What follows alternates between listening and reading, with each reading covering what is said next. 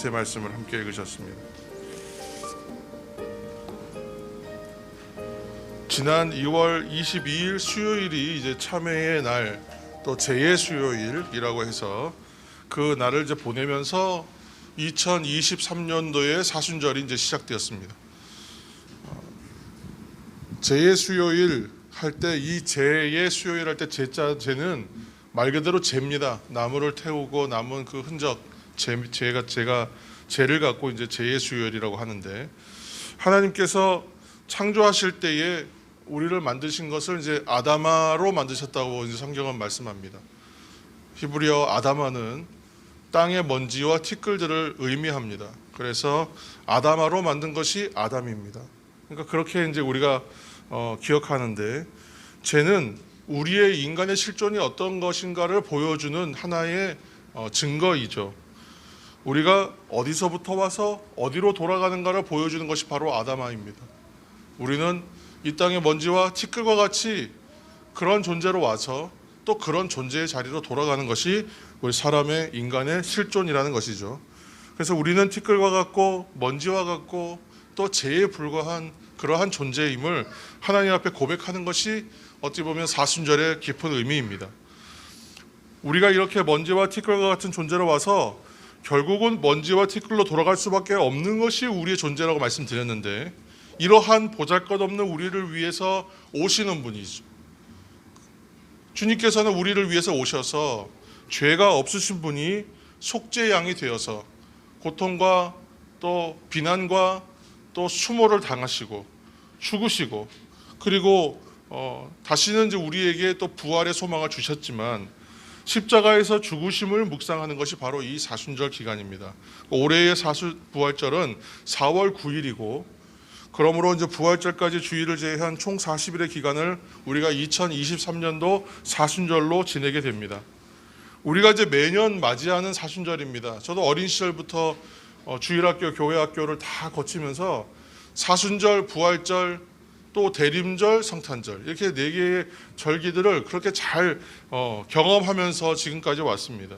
뭐 때로는 금식하기도 하고 때로는 절제하기도 하는 것들을 배우면서 그렇게 보냈습니다. 그러나 사순절을 의미 있게 보냈느냐, 사순절의 깊은 의미를 깨달았느냐, 스스로에게 질문해 보면 과연 그러했는가 하고 자신 있게 말할 수가 없어요. 지나고 나도 그 의미가 깊이 내가 체험했다고 말하기 어렵고, 또 아무리 준비한다고 한들 그 깊은 의미에 도달할 수가 없습니다. 그래서 왜 그럴까를 매년 고민해요. 특히 목회자의 길로 들어서서는 이 고민은 더 깊어졌습니다. 사순절은 이처럼 예수 그리스도의 고난을 묵상하고 그 동참하는 삶을 준비하는 그 시간인데, 그런데 이 사순절의 기본적인 정신이 무엇인지를 알면 우리가 좀 더 가까이 갈 수 있을 것 같아요. 그 기본적인 정신은 회개입니다. 그래서 올해 우리 사랑남은 교회는 40일간 말씀과 묵상 기도를 새벽에 하고 또 정오 기도를 통해서 한 번 더 확인해서 그렇게 사순절을 지내봅시다, 이렇게 우리가 한번 나누었습니다. 지금 이제 매주 매일 그렇게 문자를 보내드리고 있습니다.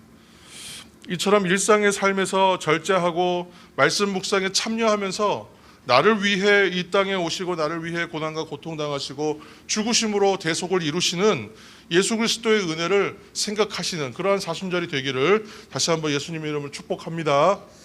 방금 사순절의 기본 정신이자 대표적 이미지는 영어로 하면 repent, 회개라고 말씀드렸어요. 근데 이 회개를 의미하는 헬라어도 있는데 메타노이아라는 말이 있습니다. 근데 이 메타노이아라는 말은 마음의 변화를 말하는 거예요. 그 해석 그 자체는 이 말 그대로를 풀면 마음의 변화예요. 그런데 성경은 이 말을, 마음의 변화라는 말을 어떻게 해석했냐 하면 회개라고 해석했어요. 우리가 그래서 회개라는 말을 기억할 때는, 회개는 기본적으로 되돌리는 것이죠. 히브리어 슈브라는 동사는 돌린다, 되돌린다, 돌아간다는 의미이기 때문에 일단 기본적으로 되돌리는 거예요. 그런데 무엇을 되돌리냐 하면 뉘우침으로 되돌아가는 거예요. 그래서 메타노이아, 회개는 우리가 뉘우치고, 그러니까 마음의 변화와 함께 행동의 변화가 나타날 때에 참된 회개라고 말합니다. 문제는 하나님과 우리 사이에 틈이 없어야 되는데 하나님과 우리 사이에는 틈이 있었죠. 그 사이에는 죄가 있었어요. 그러니까 죄가 그 틈을 만들어서 하나님과 우리 사이에 틈을 만들고 거리를 만들고 벽을 세워서 하나님과의 우리 사이가 친밀해지기는커녕 단절되게 만들었다는 것이 문제입니다. 그러니까 우리는 하나님과는 전혀 상관없는 삶을 살게 돼요. 그 벽으로 인하여 하나님을 향하여 사는 것이 아니라 하나님과 정반대 방향으로 세상을 향해서 살게 돼요. 문제는 그 방향의 끝이 무엇이 있느냐가 문제입니다. 우리가 하나님을 향하여 살면 그 끝에 무엇이 있는지 우리 계속 얘기하고 있지 않습니까? 그렇다면 그 반대 방향에는 뭐가 있겠어요? 세상을 향해서 살고 하나님이 아닌 그 반대 방향으로 치달았던 삶을 결국은 살아갈 때에는 결국은 어디에 도착하겠습니까? 사망밖에 없습니다. 망하는 겁니다. 이러한 죄가 무엇으로 시작하냐 하면 우리는 그 죄의 속성으로 가장 먼저 얘기하는 것이 교만이라고 얘기했고, 이 교만은 하나님 아니어도 괜찮아 그 생각으로부터 출발해요. 하나님 아니어도 괜찮다는 거예요. 성도 여러분, 그래서 메타노이아 곧 회개는 이러한 죄의 상태에 머물러 있는 우리들의 이 현실을 바꾸는 거예요. 흔들어서 변화시키는 겁니다. 회개는 그래서 죄로 인해 단절된 관계를 회복하는 거예요. 그리고 하나님과 함께하기 위하여 하나님께 돌아가는 거예요. 그것이 바로 메타노이아 회개입니다. 사망의 자리에서 생명을 향한 자리로 변화되는 은혜예요. 우리가 이처럼 하나님 앞으로 나아갈 때만이 무너진 하나님과 우리의 관계가 회복되는 길이 있기 때문입니다. 성도된 우리가 죄를 뉘우치고 우리의 마음의 변화를 일으키면서 행동의 변화를 나타낼 때, 회개할 때에 하나님도 돌이키세요. 히브리어에서 말하는 슈브라는 단어가 뜻하는 것은 우리가 돌이키는 것과 동시에 하나님께서도 돌이키신다는 의미를 동시에 포함하고 있어요.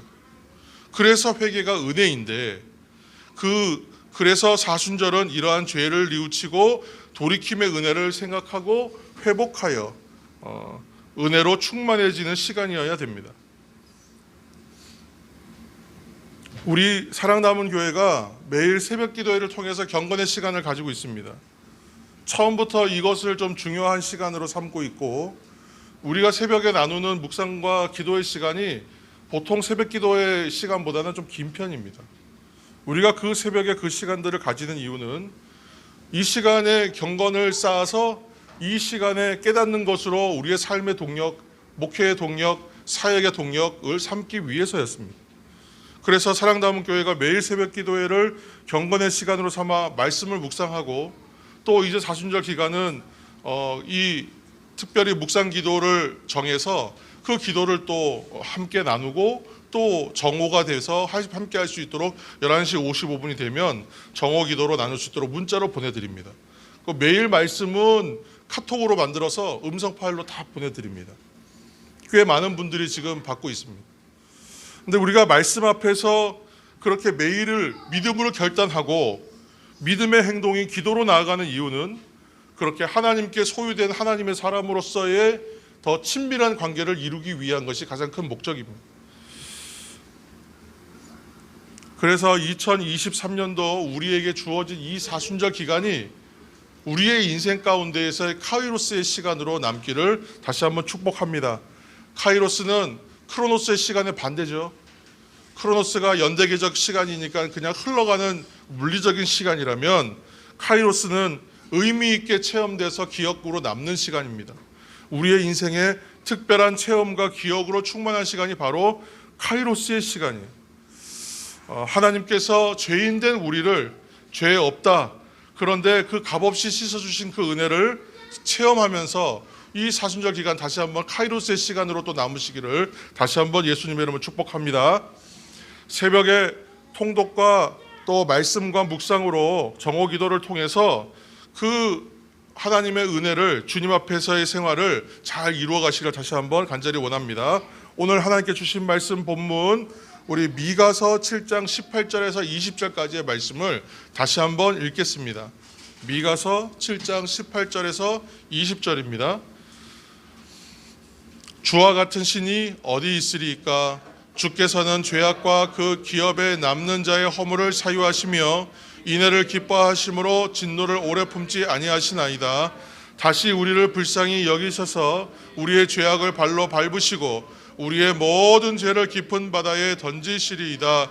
주께서 옛적에 우리 조상들에게 맹세하신 대로 야곱에게 성실을 베푸시며 아브라함에게 인애를 더하시리이다. 아멘. 하나님은 두 가지의 모습이 있다고 우리가 나눴습니다. 하나님은 첫 번째는 공의의 하나님이시고 또 하나님은 자비의 하나님이십니다. 동시성이죠. 그러므로 하나님은 우리가 죄를 범하면 그 죄를 반드시 확인하세요. 그 죄의 값을 반드시 찾습니다. 죄의 값을 물으세요. 그렇지만 범죄한 우리들에게 동시에 사랑과 자비를 우리에게 베푸셔서 또 얼마든지 용서하십니다. 하나님이 사람의 죄를 용서하시는 모습을 우리 미가서 말씀에서 지금 분명하게 확인하고 있는데, 이 본문이 그래서 예배에서 공동체가 부르는 하나의 찬양이었다고 합니다. 그래서 이 말씀이 지금 이렇게 읽으면 직접적으로 가슴에 바로 와서 잘 닿지가 않아요. 그래서 지금 하나 이제 화면을 보시면서 다시 한번 읽을 텐데, 현대인의 성경 버전으로 다시 한번 읽겠습니다. 미가서 7장 18절에서 20절 화면을 보시면서 읽겠습니다. 주와 같은 신이 어디 있습니까? 주는 살아남은 주의 백성의 죄를 용서하시며 언제나 노하기만 하지 않으시고 주의 한결같은 사랑을 보이시기를 기뻐하는 분이십니다. 다시 한번 주는 우리에게 자비를 베푸실 것이며 우리의 죄를 주의 발로 짓밟아 깊은 바다에 던지실 것입니다.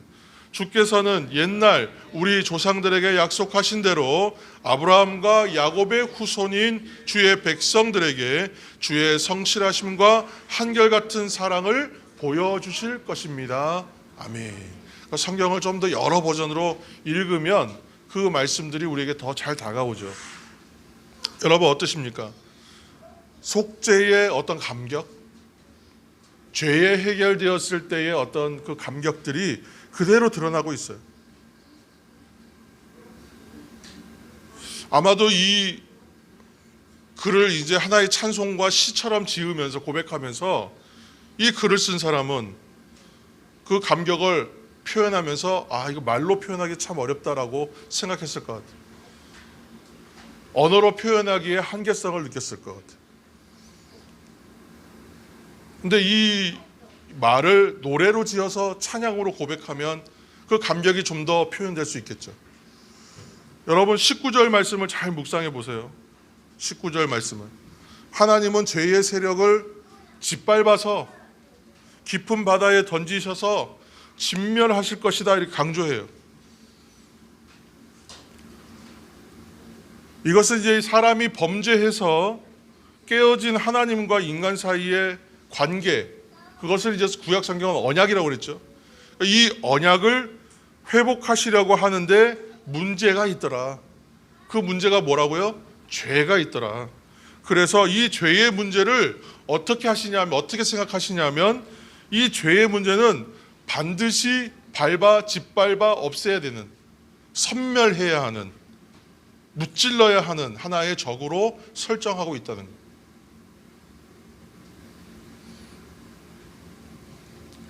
사람이 하나님과 맺은 언약을 너무 쉽게 깨뜨려요. 계속 범죄해요. 그렇기 때문에 하나님께서는 우리를 사실 미워하셔야 되죠. 그런데 우리를 미워하시는 것이 아니라 죄를 미워하신다는 은혜죠. 우리가 죄 지은 대로, 죄 형벌주의대로 오늘날의 법치주의 시대로 살면 저희 이미 살아남을 수가 없어요. 그런데 하나님께서는 죄를 미워하신, 죄를 무찔러야 할 대상으로 여기신. 그러므로 우리가 고백할 때 이 첫 절의 고백처럼 주와 같은 신이 어디 있습니까? 오늘 설교 말씀을 준비하면서 주와 같은 신이 어디 있습니까가 제목으로 삼아야겠다. 처음에는 그렇게 생각했어요. 그만큼 이 표현이 그들에겐 강렬한 신앙의 고백이에요. 감격의 고백이에요. 다 같이 한번 고백해 보겠습니다. 주와 같은 신이 어디 있습니까? 할렐루야. 아멘. 할렐루야 하면 아멘 하십시오. 하나님이 죄를 용서하신다는 것을 깨달을 때 우리에겐 회개가 일어나는데, 그래서 하나님의 용서하시는 은혜에 대하여 회개로 응답하게 되기 때문에 회개가 은혜라는 거예요. 지금 이게 무슨 말이냐면, 하나님이 죄를 용서하신다는 것을 깨달을 때 회개가 일어나요. 회개가 내 의지로 하는 것이 아니에요. 왜 회개가 은혜이냐면, 우리가 죄 짓고 가서 그냥 회개하면 되는 겁니까? 그것이 아니라 그 죄에 대하여 회개의 마음을 주신다. 하나님께서 용서하시는 은혜를 베풀어 우리로 하여금 회개가 일어나게 하신다. 그렇기 때문에 회개가 은혜예요. 그래서 회개하면 죄 용서의 은혜가 일어나는 거예요. 그래서 회개가 은혜라는 말씀입니다. 그래서 하나님이 용서하시는 은혜에 대하여 우리가 응답하는 것이 회개입니다. 그렇기 때문에 회개가 은혜예요. 에스겔서 20장 43절에서 44절까지의 말씀을 우리가 한 목소리로 함께 읽겠습니다. 거기에서 너희의 길과 스스로 더럽힌 모든 행위를 기억하고 이미 행한 모든 악으로 말미암아 스스로 미워하리라. 이스라엘 족속아, 내가 너희의 악한 길과 더러운 행위대로 하지 아니하고 내 이름을 위하여 행한 후에야 내가 여호와인 줄 너희가 알리라. 주 여호와의 말씀이니라. 아멘. 에스겔서의 전후를 사실은 우리가 깊이 읽어보면 더 좋습니다만, 오늘은 이제 이 말씀만 함께 읽었습니다. 지금 이제 읽은 에스겔의 말씀에 회개에 대한 이야기가 나타나고 있는데, 기본적으로 돌이킨다는 말은 히브리어로 제가 뭐라 말씀드렸냐면 슈브라는 동사를 쓴다 그랬어요. 슈브라는 히브리어를 쓰면요, 이것은 그냥 행동으로 돌이켰다라고 이제 말하는 거예요. 그런데 성경에는 이 슈브라는 단어를 직접적으로 사용합니다. 회개하고 돌이키는 장면에서. 그렇지만 그 단어를 쓰지 않아도 회개에 대하여 행동하는 것을 묘사하는 장면들이 상당히 많아요. 예를 들어서 뭐 우상을 없앤다, 우상 제단을 헐어버린다, 이런 것이 뭐냐면 하나님께로 돌아가는 행동을 말하는 거죠. 회개를 말하는 거예요. 그러니까 지금 이제 읽은 말씀 안에 뭐 이런 표현들이 나옵니다. 기억하고, 그죠? 기억하고, 또 미워하리라, 또 너희가 알리라, 뭐 이런 표현들이 나오죠. 오늘 표현해 보면. 근데 이 단어들도 다 회개와 관련한 표현들이에요. 먼저 기억하는 건 뭘 기억하겠습니까? 우리가 지은 죄와 죄가를 기억하는 거예요. 이전의 죄를 기억하며 낱낱이 고백하는 것이죠, 회개는. 그래서 여러분, 성령을 통해서 기도하실 때에 회개의 영으로 나와 함께하여 주옵소서 기도할 필요가 있어요. 왜 그렇습니까? 내가 기억하지 못하는 죄까지 하나님 떠올리게 하셔서, 그렇게 고백하지 않아도 하나님 아시지만, 그러나 우리의 입장에서는 우리가 미처 죄라고 깨닫지 못했던 장면까지도 다 확인하여 회개하는 것이 우리는 은혜가 되지 않겠습니까? 그렇기 때문에 기도하는 거예요. 그래서 크게 하나님의 어떤 성령의 어떤 충만함의 은혜들을 체험할 때에, 영적 체험을 할 때에 그러한 고백들이 많아요. 하나님께서 나의 죄를 마치 파노라마처럼, 영화 컷처럼 보여주셔서 한 장면 한 장면을 놓고 회개했던 그런 어떤 신앙의 고백하시는 분들이 많아요. 체험의 고백. 저도 그런 고백이 있어요. 그래서 지금 말씀 가운데 보면 그 죄가를 기억하고, 회개의 자세는 기억하는 거예요. 내가 죄를 짓고 잘못했는데 인정하지도 않고 알지도 못하고 생각하지도 않고 기억하지도 않는다면 그것은 회개가 아니죠. 내가 잘못했던 것을 기억하는 것이죠. 그리고 다시는 그 죄를 짓지 말아야 되는 것이죠. 그리고 그 다음 편에 보면 미워한다, 스스로 미워하리라. 미워한다라는 말도 이 에스겔에서만 이 표현을 회개의 의미로 사용하고 있어요. 이 미워한다는 표현을 써요. 왜 그렇습니까? 죄를 미워한다.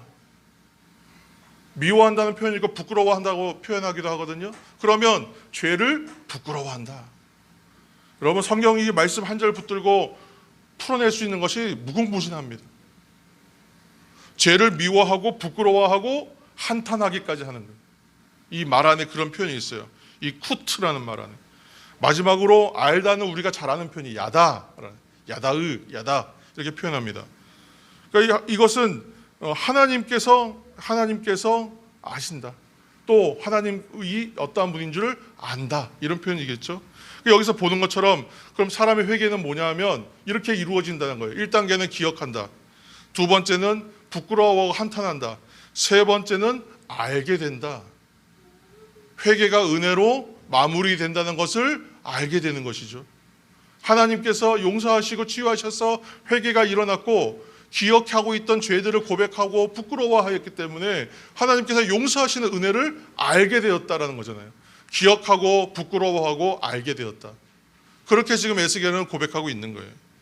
이 순서를 기억하시기 바랍니다. 기억한다, 한탄하고 부끄러워한다, 알게 된다. 우리의 죄를 낱낱이 기억하고 그것을 부끄럽게 여기는 거예요. 오늘날 문제는 뭐냐 하면 회개가 없는 이유, 진정한 회개가 일어나지 않는 이유는 죄를 지어도 부끄러운 줄 몰라요. 자기가 죄 가운데 있는데 부끄러움을 몰라요. 그래서 부끄러움을 알면 죄 짓지 않습니다. 부끄러움을 알면 죄를 고백하고 회개할 수밖에 없어요. 그런데 부끄러워하질 않아요. 자기 죄에 대해서 한탄해야 하지 않아요. 죄에 대해서 기억하지도 않습니다. 그것이 문제라는 거예요. 그래서 오늘 말씀 가운데 주시는 은혜처럼 우리의 죄를 낱낱이 기억하고 그것을 부끄럽게 여김으로 우리가 통회하고 자복하는 회개로 나아가는 것입니다. 그리고 돌이킴과 방향을 전환하는 거예요. 삶의 방향을 전환하는 거예요. 그래서 이 회개를 통하여 어떻게 되냐면 결론적으로 나의 상태를 알고 나의 지금 변화된 상태를 알고 하나님께서 하신 일을 알게 됨을 통하여 야다, 뭘 아냐 하면 하나님을 알게 된다. 하나님을 더욱 알게 된다. 회개의 과정을 거치면 멀어졌던 관계가 회복될 뿐만이 아니라 하나님에 대해서 알게 되는 은혜가 있어요. 그래서 회개가 은혜입니다. 우리가 하나님을 안다는 것은 우리가 하나님의 앞에 한 사람 한 사람으로 서 있다는 것을 느낄 때에 알게 돼요. 집단과 무리로 섞여 있고 내가 누구인지를 모를 때는 깨닫지 못하는 은혜입니다. 그런데 우리가 결국은 하나님 앞에 각 사람 한 사람으로 선다는 것을 알게 돼요. 그리고 나서 거기서 뭘 경험하냐면 하나님을 경외하는 삶이 무엇인지 알기 시작해요. 그래서 기독교인이라고 하고 성도라고 하면서도 늘 죄 가운데 있다면 얼마나 부끄럽습니까? 그런데 회개도 변화도 없다 그러면 과연 이 사람이 하나님을 아는 사람이라고 말할 수가 있겠을까? 내가 하나님을 아는 사람이라고 말할 수 있어야 되지 않겠습니까? 하나님을 아는 사람이라면 진실로 그럴 수가 없어요. 우리가 진실로가 무슨 말이라 그랬죠? 아멘이라 했어요. 그죠? 진실로 그럴 수가 없느니라 해요. 사실 이 말씀들을 볼 때마다. 자, 사순절을 시작하면서 사순절의 첫 번째 대표 주제인 회개에 대해서 나눠가고 있습니다. 이제 나눈 내용을 바탕으로 해서 회개가 무엇인가 이제 정리하겠습니다. 회개는 먼저 우리의 죄, 범죄함으로 인하여 하나님과의 관계가 깨졌는데 이 관계를 회복하는 거예요. 그래서 이것을 회복하는데 여기에는 메타노이아, 마음을 바꾸는 거죠. 마음을 돌이키는 거예요. 그런데 이것만이 끝이 아니라 행동까지 변화 수정돼야 되는 것이죠. 그래서 행동까지 포함하여 회개예요. 자, 정리하면 화면이 있습니까? 예, 첫 번째는 자신이 과거에 무슨 잘못을 했는지를 깨달아야 돼요. 여러분 주목해서 보세요. 한 번만 하고 안 할까? 자, 자신이 무슨 잘못을 했는지, 무슨 죄를 저질렀는지를 알아야 됩니다. 두 번째는 이것을 부끄럽고 수치스럽게 여겨야 돼요. 부끄러워해야 돼요. 그래서 어떻게 해요? 내가 행했던 일들을 변화시키는 거예요. 수정, 바꿔야 돼요. 끊어버리든지 바꾸든지.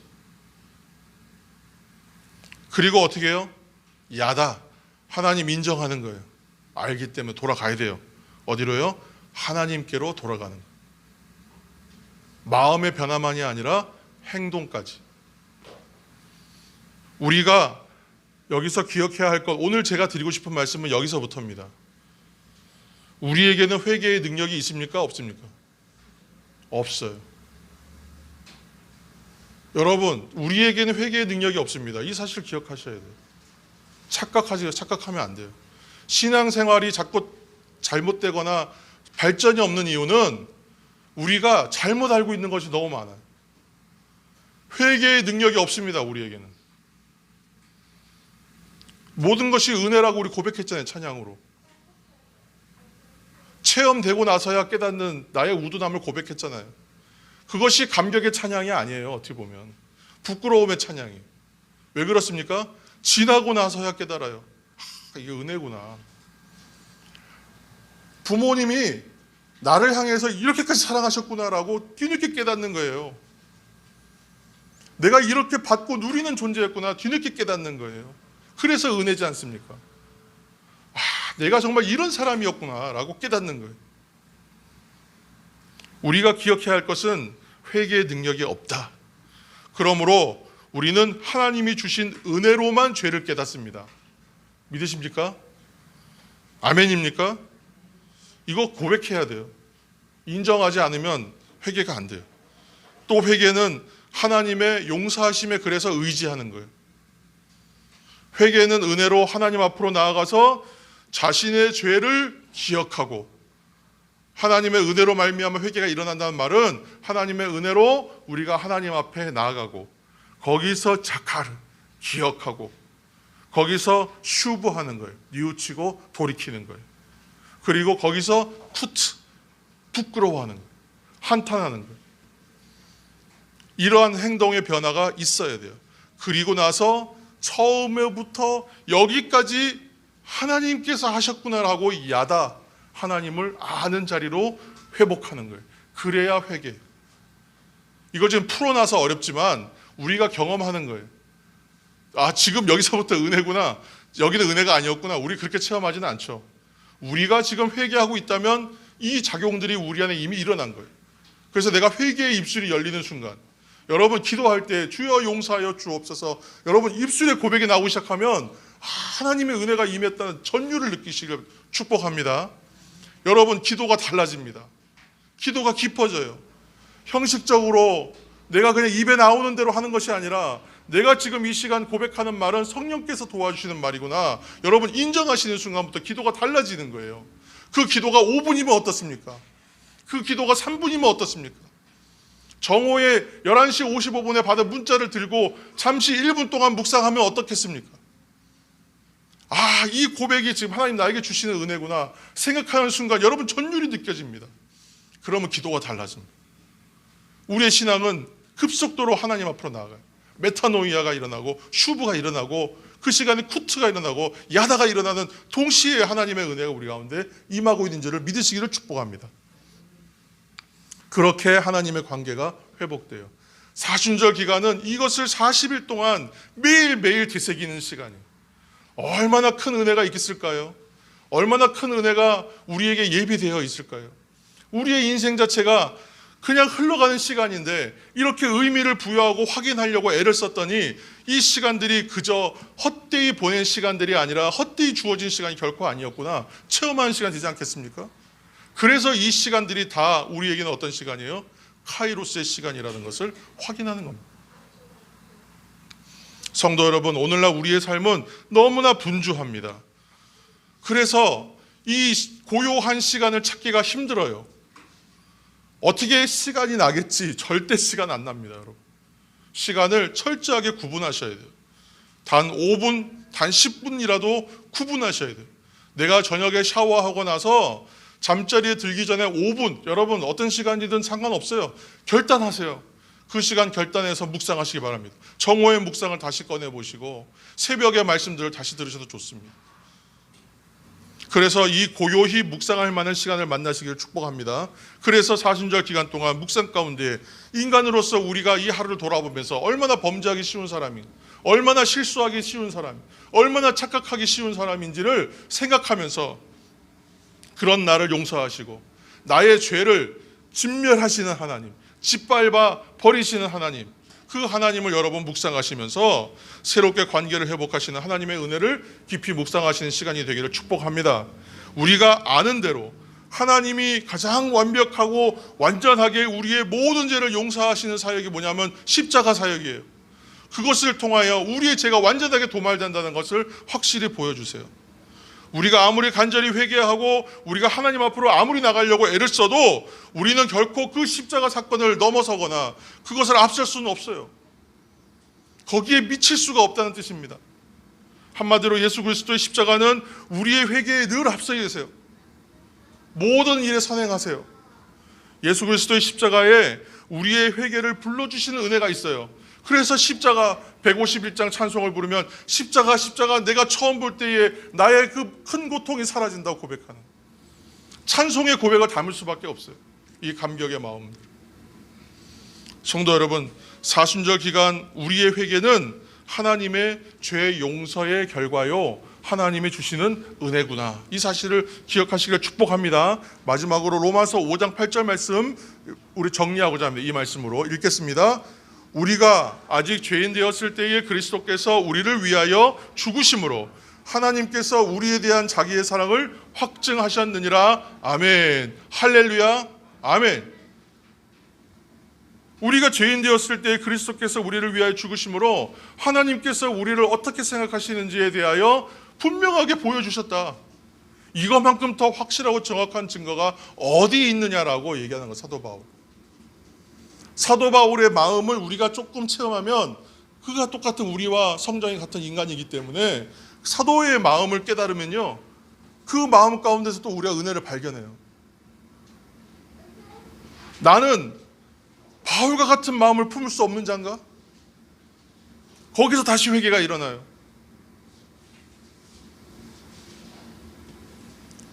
이번 사순절 기간입니다, 여러분. 사순절 기간 동안 놀라우신 은혜의 용서를 통해서 회개의 문을 열어주시는 하나님의 은혜를 묵상하시고 참된 참회와 회개를 통해 체험되는 은혜의 묵상을 통해서 미가가 이 찬양의 고백을 드리는 것처럼 나만의 사순절 찬양 고백을 여러분 한번 남겨보시기를 바랍니다. 은혜는 기억해야 돼요. 자카르. 죄만 기억하는 것이 아니라 은혜도 기억해야 해요. 그러면 적어야 돼요. 기록하셔야 돼요. 여러분, 성경 필사만 중요한 것이 아니라 나의 고백을 적어보는 거 좋습니다. 그것이 어느 날 어느 시대에는요, 그것이 성도들에게는 성경이 될 수도 있어요. 여러분, 그러한 마음으로 이 기간 동안에 나의 찬양의 고백, 나의 은혜의 고백을 한 줄씩이라도 남겨보시는 저와 여러분 되시길 축복합니다. 매일 사순절 묵상 기도를 여러분 받으시면 그때그때의 고백을 댓글로 달으셔도 좋아요. 그냥 아멘 할렐루야만 하셔도 좋아요. 그렇게 해서 나의 증거를 남기세요. 문자 메시지 안에 여러분 40일간의 흔적과 기록이 남습니다. 볼 때마다 새롭습니다. 내가 이때는 아멘 했구나. 내가 이때는 할렐루야 했구나. 그런데 난 지금 아멘 하는 삶인가? 난 지금 할렐루야 하는 삶인가? 여러분, 그렇게 고백할 수 있지 않겠습니까? 이 사순절 기간 헛되이 보내지 마시고 카이로스의 은혜로 기록하시고 저장하시는 저와 여러분 되시기를 예수님의 이름으로 축복합니다. 기도하겠습니다. 사랑의 하나님, 감사합니다. 우리에게 주신 인생의 시간이 너무나 한정적이고 제한되어 있습니다. 그럼에도 불구하고 영원한 것처럼 우리의 시간을 너무나 우리가 마음대로 사용하고 있지는 않습니까? 물론 우리의 살아감을 위하여 이 땅에서 먹고 살고 삶을 영위하기 위하여 필요한 것이 있지만 아버지, 우리가 그 이상으로 너무나 많은 시간들을 나를 위해서만 쓰고 있지는 않습니까? 나를 위해서 죽으시고 나를 위해서 십자가에 달리시는 주님을 묵상하는 이 사순절 절기의 기간만이라도 하나님의 은혜로 말미암아 우리가 회개하고 죄를 뉘우치고 되돌리며 하나님 앞으로 나아갈 수 있고 회복할 수 있는 시간이라는 것을 기억하면서 사순절 묵상을 온전히 이룰 수 있도록 도와주시옵소서. 그래서 하나님의 은혜로 말미암아 하나님의 은혜로 여기까지 와 있음을 우리가 깨닫게 하여 주옵소서. 야다 알게 하여 주옵소서. 하나님은 은혜이시오. 하나님은 사랑이심을 깨닫게 하여 주옵소서. 예수님의 이름으로 기도합니다. 아멘.